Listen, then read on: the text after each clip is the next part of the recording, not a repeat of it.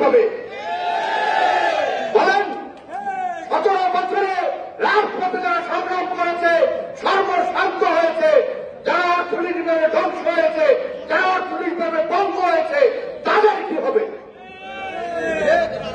আপনি যে 17 বছর আওয়ামী লীগের পদগ্রহণ করে সুবিধা নিলেন, অর্থনৈতিকভাবে স্বাবলম্বী হলেন, তো আমার দলের এই নেতা কর্মীরা যারা এই 17 বছরে অর্থনৈতিকভাবে ধ্বংস হল, তাদের দিকে তাকাবে কে বলেন? আমি বসে বসে তাকিয়ে থেকে দেখছিলাম। দেখেন আজকে এই স্টেজের সামনে যারা বক্তব্য শুনছে সব 17 বছরের পরিচিত লোক, তার বাইরে একটি লোক নাই, একটি লোক নাই। এই হচ্ছে প্রমাণ।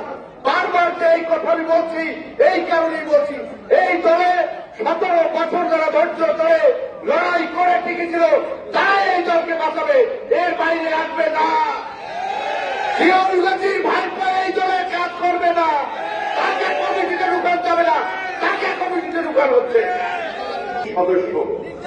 দুঃখজনক, আমি এইখানে নেতৃবৃন্দকে বলছি, দীপু ভাইকে বিশেষ করে বলছি, আমি কিন্তু সর্বপ্রকারের বিরুদ্ধে আছি।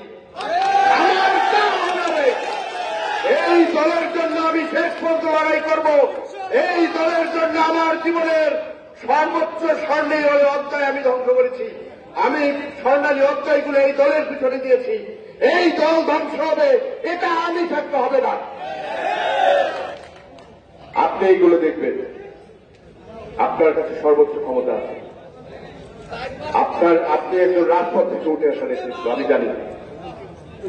আপনি পরিশ্রম করে এই দলে এসেছেন, অতএব এইগুলো কঠোর অবস্থান নিয়েই আপনার এগুলো থামাতে হবে। আজকে বিএনপি যদি ক্ষতিগ্রস্ত হয়,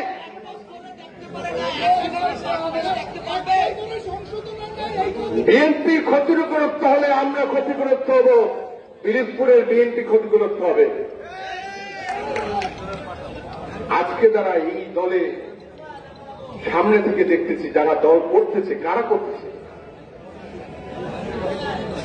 আমার দলের 17 বছরে একটি মামলা খাওয়া ছেলে, জেল খাটা ছেলে, সে পোস্ট মাইনার 4 তারিখ পর্যন্ত আওয়ামী লীগ করেছে, সে আজকে বড় পদে। 4 তারিখের আওয়ামী লীগ করা, মিছিল করা, বিএনপিকে প্রতিহত করা ছেলে, আমরা তাকে পদ দিচ্ছি, নেতা বানাচ্ছি। আর আমার 17 বছরে মিছিল করা, জেল খাটা, মামলা খাওয়া নেতা পদ পাচ্ছে না।